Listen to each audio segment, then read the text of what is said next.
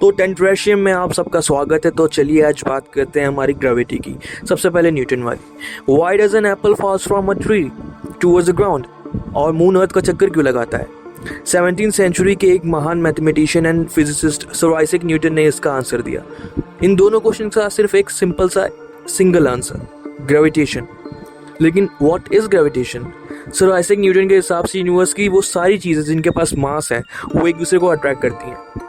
जैसे कि earth moon को अट्रैक्ट करता है, उसी तरीके से मून भी हमारा अर्थ को अट्रैक्ट करती है। फॉर एग्जाम्पल चलिए मान लेते हैं कि कोई ऑब्जेक्ट ए है और कोई ऑब्जेक्ट बी जो कि सेपरेटेड है बाय सम डिस्टेंस। तो सर आइजैक न्यूटन के हिसाब से ये दोनों ग्रेविटेशन की वजह से एक दूसरे पे अट्रैक्टिव फोर्स लगाएंगे, इसलिए ए बी के पास आएगा और बी ए के पास।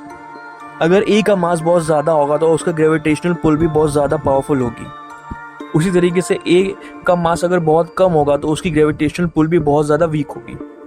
ये सारे रूल्स हमारे बी पर भी सेम लागू होंगे अगर हम लोग बी के भी मास को इंक्रीज या डिक्रीज करेंगे। और अगर अब आगे बढ़ा जाए और इन दोनों ऑब्जेक्ट्स के बीच के डिस्टेंस को बहुत ज़्यादा बढ़ा दिया जाए तो डिस्टेंस के बढ़ने की वजह से जो इन दोनों के बीच की ग्रेविटेशनल अट्रैक्शन होगी वो भी बहुत ज़्यादा वीक हो जाएगी। सिमिलरली अगर इन दोनों ऑब्जेक्ट्स को बहुत ज़्यादा पास ले आया जाए तो इन दोनों की ग्रेविटेशनल अट्रैक्शन बहुत ज़्यादा बढ़ जाएगी। और अगर इन दोनों ऑब्जेक्ट्स को बहुत ज़्यादा ही दूर कर दिया जाए तो इन दोनों की ग्रेविटेशनल अट्रैक्शन ख़त्म ही हो जाएगी एक तरीके से। चलिए अब हमारे एप्पल वाले एग्जाम्पल पे आते हैं। जैसे कि हमारे एप्पल का कुछ मास होगा उसी तरीके से हमारे अर्थ का भी कुछ मास होगा। जैसे ये एप्पल अर्थ को अपनी तरफ खींच रहा होगा उसी तरीके से अर्थ भी अब इस एप्पल को अपनी तरफ खींच रहा होगा। लेकिन अर्थ का मास ज़्यादा होने की वजह से वो एप्पल को पूरी तरीके से अपने ऊपर खींच लेगा अंटिल एप्पल अर्थ को टच ना करने लगे। चलिए अब इमेजिन करते हैं कि हम इस एप्पल को एक डायरेक्शन में फेंक रहे हैं विद अ सर्टेन स्पीड। लेकिन अर्थ की ग्रेविटेशन तो अभी भी इसको अपनी तरफ खींच रही होगी, लेकिन साथ ही साथ ये उस डायरेक्शन में भी जाएगा जिस डायरेक्शन में इसको फेंका गया है। और ये कितना दूर जाएगा ये उसकी फेंकी हुई स्पीड पर डिपेंड करेगा। जितनी ज़्यादा स्पीड से इसको फेंका जाएगा उतनी ज़्यादा एप्पल दूर जाके गिरेगा। चलिए अब इमेजिन करते हैं कि we throw the apple with high enough speed कि वो ग्रेविटी को काउंटर कर दे और अब ये कभी भी अर्थ पे गिरेगा ही नहीं। और यही हमारे मून के साथ होता है और यही रीज़न है कि मून हमारे अर्थ का चक्कर लगाती है। और सिमिलरली यही रीज़न है कि हमारा अर्थ भी हमारे सन का चक्कर लगाती है। न्यूटन की ग्रेविटी सुनने में बहुत आसान लगती है, ऐसे ही हमें बताती है why does an apple falls और मून अर्थ का चक्कर क्यों लगाती है, उसी तरीके से अर्थ हमारे सन का चक्कर क्यों लगाती है। लेकिन ये थ्योरी नहीं बता पाती कि एक्चुअली में ग्रेविटी एग्जिस्ट क्यों करती है और ये काम कैसे करती है। इन सारे क्वेश्चंस का आंसर जानने के लिए हमें कई सालों का इंतजार करना पड़ा अंटिल 1915, जब तक एल्बर्ट आइंस्टाइन अपनी थ्योरी जो जनरल रिलेटिविटी के संग नहीं आए। आइंस्टाइन के हिसाब से ये 3 डायमेंशन जिसमें हम मूव करते हैं और ये टाइम जिसमें हम इवॉल्व होते हैं वो दोनों ही 2 सिक्के के एक ही पहलू हैं। अगर साफ साफ बताऊँ तो एक ही हैं।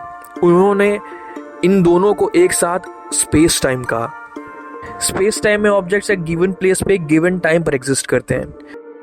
स्पेस टाइम को अगर हम एक ग्रिड की तरह इमेजिन करें तो हम इसे और अच्छे से समझ पाएंगे। चलिए इसे विजुअलाइज करने के लिए हम एक एग्जांपल देखते हैं। अगर इस ग्रिड को हम स्पेस टाइम मान लें और इसके ऊपर एक ऑब्जेक्ट ए रख दें तो ये उस ग्रिड को डिस्टॉर्ट करेगा अकॉर्डिंग टू इट्स मास। जितना ज़्यादा मैसिव ऑब्जेक्ट होगा उतना ही ज़्यादा डिस्टॉर्शन लेके आ पाएगा ये स्पेस टाइम के ग्रिड में। इन्वर्सली जितना कम जिस ऑब्जेक्ट का मास होगा उतना कम डिस्टॉर्शन वो लेके आ पाएगा। अब हम इमेजिन करते हैं कि हमने ग्रिड पर सेकंड ऑब्जेक्ट बी रख दिया। अब बी भी स्पेस टाइम को डिस्टॉर्ट करेगा एज उसके अंदर भी मास है, लेकिन स्पेस टाइम को उतना डिस्टॉर्ट नहीं कर पाएगा जितना ए ने किया क्योंकि वो उतना ज़्यादा मैसिव नहीं। अच्छा मुझे ये बताइए तब क्या होता है जब हम एक मार्बल को एक बॉल में स्लाइड करवा देते हैं। वो उसके अंदर चला जाता है और तभी रेस्ट पे आता है जब वो उसके सेंटर में पहुंच चुका हो। उसी तरीके से हम स्पेस टाइम को भी देख सकते हैं। यहाँ पर भी ऑब्जेक्ट ए का डिस्टॉर्शन कुछ एक बाउल की शेप की तरह ही लग रहा है। तो यहाँ पर भी जैसे वहाँ पर मार्बल अपने बाउल के सेंटर की तरफ स्लाइड हो रहा था तो यहाँ पर भी ऑब्जेक्ट बी ऑब्जेक्ट ए के सेंटर की तरफ स्लाइड होगा। अगर हम लोग इसको दूसरे पर्सपेक्टिव से यानी ऊपर से देखेंगे तो हमें ये बिल्कुल ऐसा लगेगा कि ऑब्जेक्ट ए ने ऑब्जेक्ट बी को अट्रैक्ट कर लिया है, सेम जैसा कि न्यूटन ने बताया था। एक और पर्सपेक्टिव, इसको हम लोग दूसरे पर्सपेक्टिव से ऐसे देख सकते हैं कि बॉडीज की नेचुरल मूवमेंट स्पेस टाइम में फ्री फॉल होती है। अगर हम लोग स्पेस टाइम का 3D representation frame by frame देखें तो कुछ ऐसा दिखेगा। The fabric of the space time is curved और जब ऑब्जेक्ट्स स्ट्रेट मूव करते हैं तो ऐसा लगता है कि वो फ्री फॉल कर रहे हैं। This is a 3D representation. जबकि ऑब्जेक्ट्स अपने स्पेस ग्रिड में टाइम के साथ स्ट्रेट पाथ ही ले रही होती हैं, लेकिन किसी मैसिव ऑब्जेक्ट के स्पेस टाइम को कर्व कर देने की वजह से वो उस कर्व पाथ पे चलने लगती हैं, जिसकी वजह से वो उसके ऊपर फॉल हो जाती हैं। और अब अगर हम इस ऑब्जेक्ट बी को एक सर्टेन स्पीड से बाउल में स्लाइड करें तो it will go around the bowl, और उसी के साथ साथ ये ए के पास भी आएगा।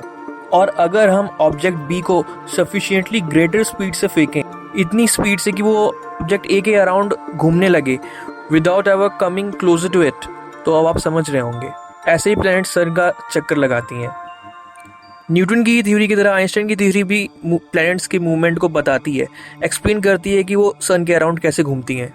लेकिन आइंस्टाइन की थ्योरी इन सब चीज़ों को बहुत ज़्यादा डीपर पर्सपेक्टिव में लेके जाती हैं और बहुत अच्छे से एक्सप्लेन कर पाती हैं, और बहुत ही अलग तरह की चीज़ों की डिस्कवरी भी करती हैं, उनके एग्जिस्टेंस को भी बताती है। जैसे कि बहुत ही ज़्यादा कॉम्पैक्ट डेंसिटी वाले बहुत ही ज़्यादा मैसिव ऑब्जेक्ट्स जो कि स्पेस टाइम में बहुत ज़्यादा डिस्टॉर्शन लेकर के आ सकते हैं, जिनको आज हम ब्लैक होल्स के नाम से जानते हैं। तो हमने सब देख लिया न्यूटन सर के पर्सपेक्टिव से। मास वाले ऑब्जेक्ट्स के बीच में ग्रेविटेशनल अट्रैक्शन होती है, जो कि क्यों होती है वो एक्सप्लेन नहीं कर पाते, से लेकर के आइंस्टाइन सर के स्पेस टाइम कर्वेचर के कॉन्सेप्ट की हेल्प से जो उन्होंने जो ग्रेविटी को एक्सप्लेन किया वहाँ तक। उम्मीद करता हूँ कि इन दोनों के अलग अलग तरह के ग्रेविटी के कॉन्सेप्ट में क्या क्या डिफरेंस है इन दोनों के पर्सपेक्टिव से, वो आपको समझने में क्लैरिटी आई होगी। उम्मीद करता हूँ थोड़ी सी तो क्लैरिटी आई होगी, थोड़ी सी तो। Till then tata bye bye. टेंट्रेसियम को सब्सक्राइब करें और शामिल हो जाएं हमारे डार्क वर्ल्ड में।